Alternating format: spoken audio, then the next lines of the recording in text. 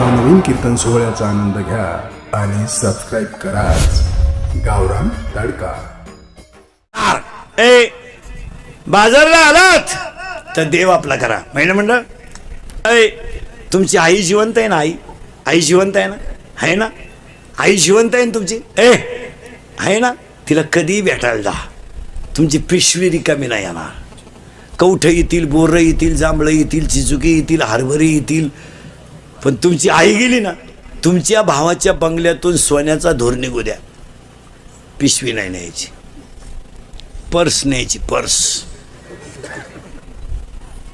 आता उत्तर द्या महिला मंडळ, तुमची पिशवी भरून देणारी कोण आहे?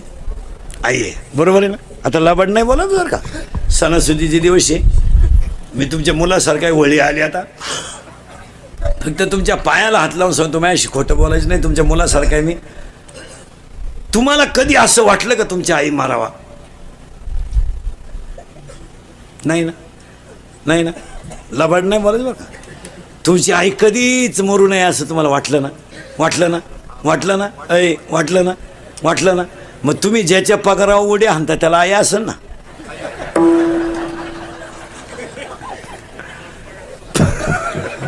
म्हणजे त्याची उलथावान तू जागावा, देव लय भारी आयडिया करतो, त्याची ठुतो।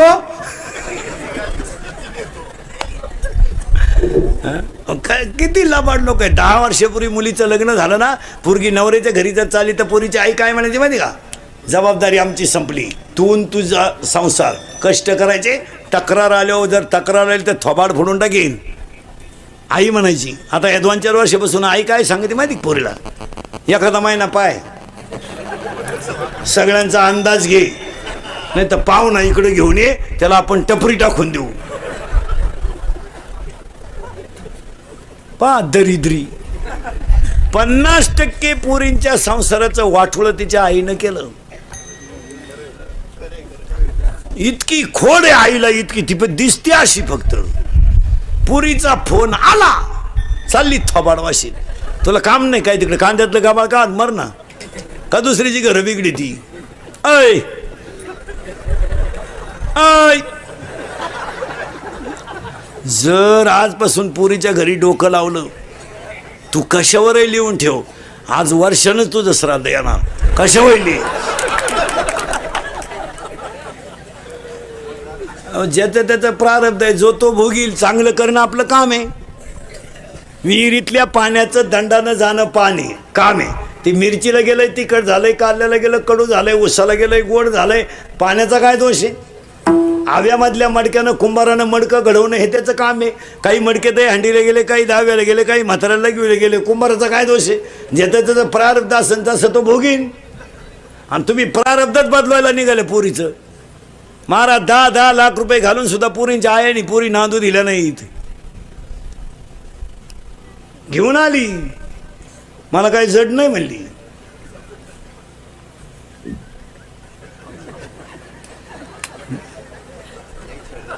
जड नाही तुला कळलं ना? तिने सुना आल्या, मग आली आमच्याकडं तुळशीवाली।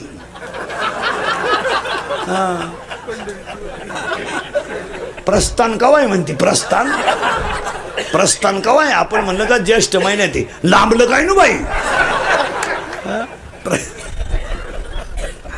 हो जम्बूक करी, ज्यानं बायकोच करेल नाही ना, बायको तो पोर आहे ना महाराज, कोणाला बोलून देत नाही, बायको करू दे अशी नीट करून टाकीन, बायको आपल्या पुढं नीट करीन, गपचीप बस, असंच म्हणायचा तो बाप भाऊ।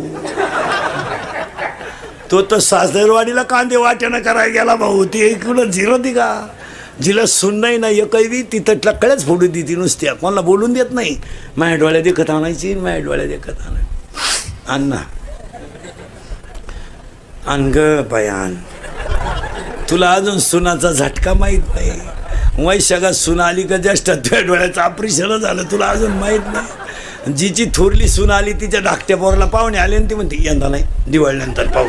का पहिलीनंच एवढी जिरावली, माझी भाषा नाही, मी ओव्यांप्रमाणे तुम्हाला पाठपर्यंत देणार। हो जम्बूक करी गर्जना जो देखिली नाही पंचानना, कोल्याची कुई फक्त वाघ दिसेपर्यंत सिंह दिसेपर्यंतच चालती। काही लय दिवस चालत का हाताने इज्जत घालायची संसार एवढा नेट लावून काय करायचा काय मागच्याला घे नाही आता हे मी 3 करतो रोज हलक्या हाती 3 जवळ काढलं चौथे काढतो 3 तास मग माझे नुसते माईकला लागू लागू होट सडले वारा नुसतं नाही माईकला लागू लागू होटच गेले नुसती होट आतून लाल लाल जर झाली नुसती आदळून 6 तास बोलतो रोज मग आता महापोऱ्या म्हणणार आहे का माझ्या बापाला लय कष्ट केले तो म्हणणार मजा आणलं त्यानं रोज 3 गावं हिंडायचा चांगला नादावला होता बाहेर यांना काय केलं नाही महाराज आपणच सावध व्हायचं लोकांना नाही सांगायचं आपल्या पोऱ्यानं आपली मर्यादा सोडली त्या दिवशी आपण त्याच्यातून रिटायर काय मत आहे तुमचं ज्या दिवशी आपल्या पोऱ्याच्या तोंडाचा वास आला ना कोटऱ्याचा त्या दिवशी कष्ट बंद का करायचे भजन नाही करायचं दिंडीला पंगत नाही घालायची या नालायकांसाठी बांध करू जमीन वाढायच्या नाकडे टाकू मोटरी चालवायच्या चिंगड्या खाली घालू गोण्या टाचायचं आपण पाणी मारून दूध विकायचं नाही या नालायकांनी पाणी टाकून प्यायची कायला कमवायची काय कामवायचं काम राहिलं शिल्लक भारीत भारी टीव्ही घ्यायचा बायकोला भारीत भारी गाजरा घ्यायचा 1.5 किलोमीटर वास गेला पाहिजे असं बायको डोक्याचा नसला भारी गाजरा आणायचा बायको चांगली ब्युटी पार्लरला न्यायची मस्तपैकी मधल्या फटीत चमकी बिमकी भरून आणायची मस्त एक हात बायकोच्या गळ्यात मस्त मालिका पाहत बसायचं बस पोऱ्या म्हणणार असं का केलं भाऊ मी पेरलं एक उतारलं दुसरं आता मला मशागतही करायची नाही वावरच खाट ठेवायचंय तुला काय करायचं कमीत बसायचं येड्यावानी कमी महाराजांची भाषा नाही महाराज अंतकाळीचे कोणी नाही हो आपण फक्त आपल्या पुरते एखाद्या बाईचा नवरा तरुणपणात मरू द्या बरं काय बोंबलं ती बाई काय थोबाड जोडू रडती बाई देवान तुझी रान रणकीन झाली मेल्यान मला काल आठवलं त्यांना काल आणि आलं आता काय माझ्या जगण्यात मजा आहे येतेच त्यांच्या संगत नवरा जोडवतो ती आगी वडी ती आणि 2-4 बाया तिला माग वडी द्या अशी दिल्ली करा बरं जाळाजवळ न्यायची ना अशी दिल्ली करायची चिंगाट गरगाठील ती कोण मारत तर कोणच्यासाठी मारा झाकली अय फक्त म्हणायला कोण करत एखाद्याची बायको तरुणपणात मरू द्या म्हणजे मरू नये मरू द्या त्याला 2 पोरं असावं गोजीरवाणी आणि 2-4 दिवस व्हा बायको मरून आठवडाभर आणि आपण त्याला भेटायला जावा ते असं दारात बसलं राहतं पोरं खेळा त्या अंगणात आपण त्याच्याजवळ जायचं आणि त्याला म्हणायचं काय चालाय काय चालाय तो म्हणतो काय चालायचं वाटोळं झालं परपंचाचं जगण्यात मजा नाही राहिली देवानं माल न्यायला लागत होत तिला नव्हतं न्यायला लागत बिगर बायकोचं जगण्यात मजा नाही कसा आठवडा काढला माझं मला माहिती त्याला विचारायचं बायको बिकू करता का छे छे छे छे मला काय करायचं बायको करू पण यांनी कोणाला आई म्हणा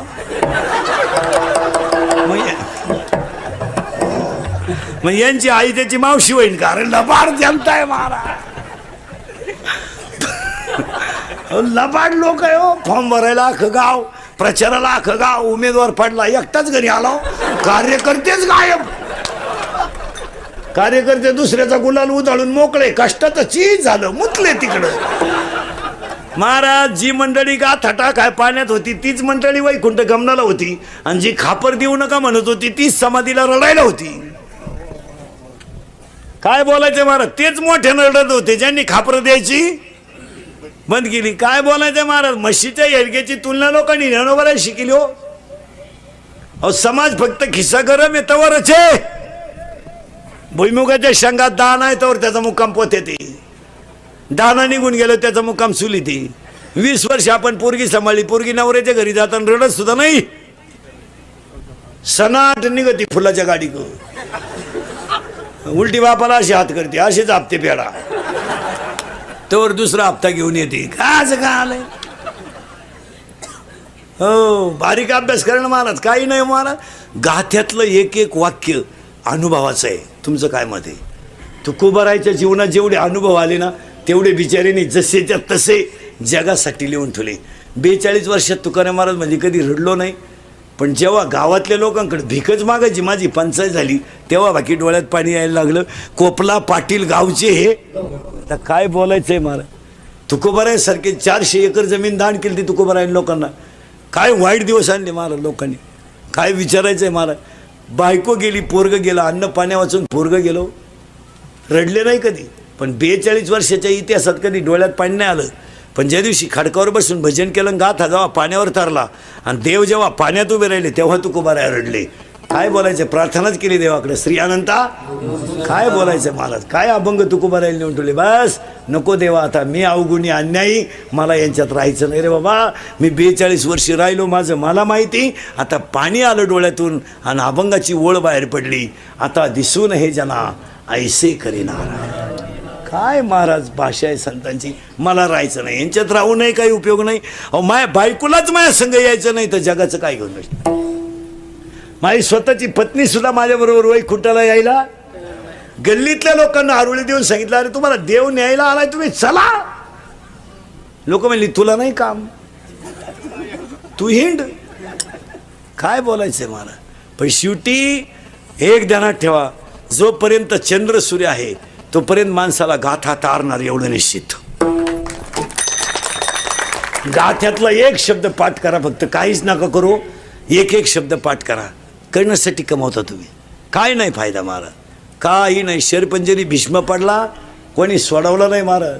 दशरथ पुत्र शोकाने मेला, त्याचा पोऱ्या देव होता, कोणी सोडवला नाही. पण बायको पळवणारा देवासमोर मेला, ह्याच्यापेक्षा काय कौतुक असावं महाराज. देवाची बायको पळवणारा रावण पण देवासमोर मेला, आणि देवाचा बाप बिन पाण्याचा पुत्र शोकाने मेला. काय तर रावणाचा अभ्यास आहे, पोथ्या वाचणार आणि उरफाटा केला महाराज. काय लोकांनी नुसतं सांगितलं सीता पळवली, असं बरळू नका काही. कीर्तनकारांनी ध्यानात ठेवायचं, कीर्तनकार सीता रावणाने पळवली हे कधी लोकांना सांगू नका. पण रावणानं आईसाठी आत्मलिंग आणलं हे कोणाला सांगितल्याशिवाय रावणानं 3 वेळा सांगा. रावणानं आईसारखा विद्वान माणूस होता तो, जगातला पहिला भक्त आहे. शंकर प्रसन्न करणारा रावण, आणि मरताना हसणारा सुद्धा. अहो रामाच्या हातानं मरणं म्हणजे तुम्ही काय भाग्य समाजा काय महाराज. 2-4 गोष्टी अशा झाल्या. जटायू रामाच्या मांडीवर मेला, काय भाग्यवान पक्षी असेल महाराज. रेडा किती भाग्यवान असेल, त्याच्या पाठीवर माऊलीचा हात गेला. अहो जिजाबाईचा पाय किती भाग्यवान असेल का तो देवाने हातात धरला. आपल्या लोकांनी उरफाट्या पोथ्या वाचायच्या. रावणांशी त्या वाल्याचं तसंच केलं. म्हणले 7 रांजण बामणं मारली त्यानं. एवढी बामणं होती का इथं? 2-4 गावा मिळून एक बामण आहे, त्यानं आणली कुठून एवढी बामणं. बरं आणली तर आणली, बामणं डोंगराला गेलती का आला. तो काय माणसं गावात येऊन मारित होता का तेव्हा? असं नाही. त्याचे आध्यात्मिक शास्त्र पहा, ती गोष्ट आहे म्हणजे कथा आहे, पण ती आपल्या याच्यात सांगड घालायची. आणि वाल्यासारखा भाग्यवान दुसरा माणूस नाही का त्याला नारद भेटायला गेला. आणि रामाला सुद्धा त्यानं लिहिलेले शब्दाच्या पुढं जाता आलं नाही. फक्त वाल्यामध्ये एकच अवगुण होता, त्याला संगत वाईटाची होती. आणि एवढंच पाठ करा, उगाच त्यानं माणसं मारू दे. तुला काय, तुझ्या वाड्यातलं नाही ना हाणलं कोणी, मग गपचीप राय. काही लोकांनी कीर्तनात अर्धा तास रंगवायची. ती रावणाच्या झोपडीच्या बाहेर गेला, हातात कोटोरा होता, सीता बाहेर आली, पाय पुढं टाक म्हणली, उचलली, राहू दे. अरे तुही सीता 12वीच्या पेपरला गेली, अजून नाही आली, मग तो रावणाची निदान नेली तरी त्यानं. नाही अशा कथा नाही पाठ करायच्या. जगातल्या सगळ्या कथा कशाशी जुळवायच्या? याच्याशी जुळून देऊ का तुम्हाला? रावण एका मिनिटात. मी नावाच्या रावणानं सगळ्या इंद्रियाला कामाला लावलं, याला सीता पळवणं म्हणतात. आपल्याला मी नावाचा रावण आपल्या शरीरात आहे, आणि हे 10 इंद्रिय मी नावाच्या रावणाचं ऐकतात. माया नावाची सीता ताब्यात येत नाही, त्यामुळे भक्ती घडत नाही आणि सुख मिळत नाही. हीच सीता पळवली. हे जर असे पूर फटे पोथ्याने माझे याच्यात बसवा. आणि आज तुम्ही मी कशाहून संपलोय? त्या बाबळीपासून या बाबळी पोत आपलं तू जाऊन दाखव, मग तू येईल मी इकडली आखी किन पण तुझी जिरी. सावध व्हा. नुसती कीर्तन ऐकू नका. आमचा झालाय सांगायचा धंदा, तुमचा झालाय ऐकायचा धंदा. आम्ही निघालोय पैसे कमवाया, आणि तुम्ही लागले जमिनी इकायला. सुधारायचं कोणी? आता माया पुढे बसले का खरंय खरंय पटलं आपल्याला, खरंय. मी निघून गेलो का? धंदा आहे त्यांचा. हा दिली ठोकून आमच्या चालली घरी. अरे बदला बाबा हो, आणि हे बदलावाच लागेल, बदलावाच लागेल. काही नाही, म्हाताऱ्या माणसांना 2 वाक्य सांगतो. मरण्याच्या अगोदर 5-10 गुंठे जमीन आणि 5-10 हजार रुपये नावे ठेवून मारा. माझं ऐका, मला गाढव म्हणा. आणि एवढं जर माझं ऐकलं नाही तुम्ही, देवळात मराल, देवळात.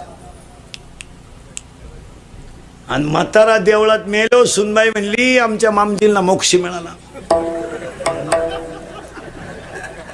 मामजी देवळात मेले, हे फक्त मामजीला आणि मारुतीलाच माहिती. बाई कसा मिळाला?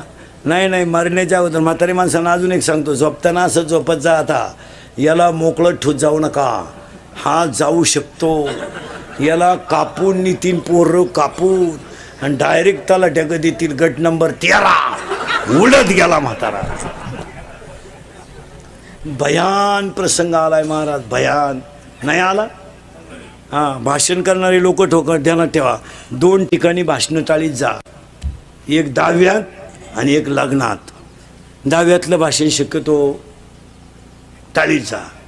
लय वाईट बोला ते बसलेले लोक महाराज. तुम्हाला वाटतं आपण चांगलं भाषण करतोय?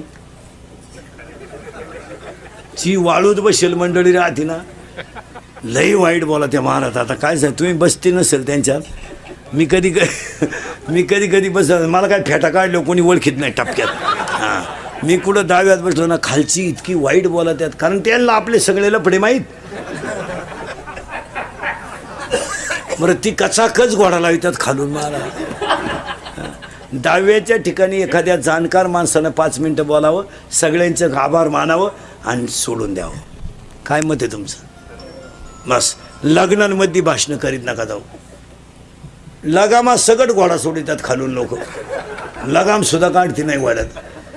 लई वाईट बोला ते लोक, कारण लोक एक तर वैतागेल राहतात, गरमट मोकार, लग्न वेळेत नाही, आणि भाषण करणारी काय टाळ्यावर नाही.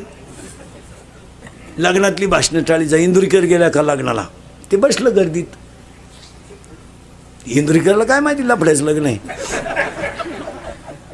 पण त्या मांडवातली बोलत होती, चौजाऊन थावरला आणि गुलाबजांबू गाडी सुटला. इंदुरीकरला अंदाज आला लग्न का लफड्याचं आहे काय. तेवढ्यात एक जणाने इंदुरीकरचंच नाव पुकारलं आशीर्वादाला. आता त्याला उठायची पाळी आली. आता लोक त्यालाही सोडी द्या का, हा लायकीचा उठला म्हणले आशीर्वादाला. याचा कावा लागू पडायचा, त्या पुरीला 2-3 महिना असेल. लई वाईट बोलत हे टाळी जा महाराज. हे बरं, हाताला चावू जायची लक्षणं नाही महाराज. बरं, लई वाईट बोलत आहे. बरं, ज्याला काहीतरी कळत आहे तो बोलला तर चला. अहो, ज्याला बायको ऐकत नाही, हातानं चाव घालवायची का नाही. आपण बायको बोलायचं आणि त्यांनी गोळा लावायचा. म्हणजे कॉलेज सुटलं 2-4 कबरे बांड्या पुरी होते, शांबड्या, बंगार, केस कुणीकडं, इथल्या फटीत चमकी, आणि त्यांच्या मागे 2-4 सांड आले, वळू, मिश्या काढेल, स्वच्छता असा घाण वास, बंगलात गुचिड्या. आता चौकशी जाती माणसाची. पा ते पोरग त्या पोरीला पाहिल्यावर काय म्हणलं माहिती का, अरे चंद्र तर दिवसा उगला. म्हणजे ही पोरगी कशासारखी, चंद्रासारखी. ती काय म्हणलं माहिती का, अरे चंद्र तर दिवसा उगला. ती पोर नंगाट होती, तिच्या बाई 2-4 पोरांनी कांद्याचं औषध गेलो. ती म्हणली पण घोबडाला दिवस दिसलं कसं.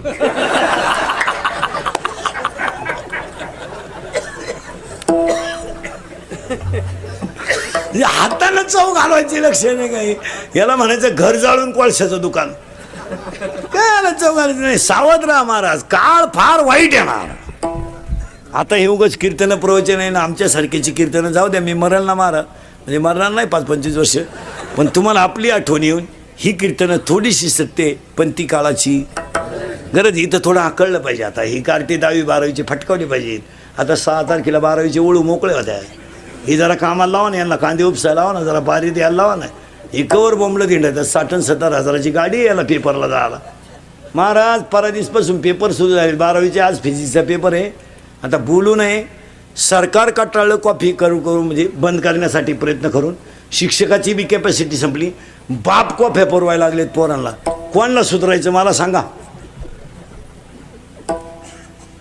आता जो पोरगा बापाला कॉफी पुरवायला जातो तो बाप असू शकतो का त्या पोराचा? कसं शक्य आहे? जो सक्का बाप आहे तो जवळ घेऊन पोऱ्या खान फाटीन.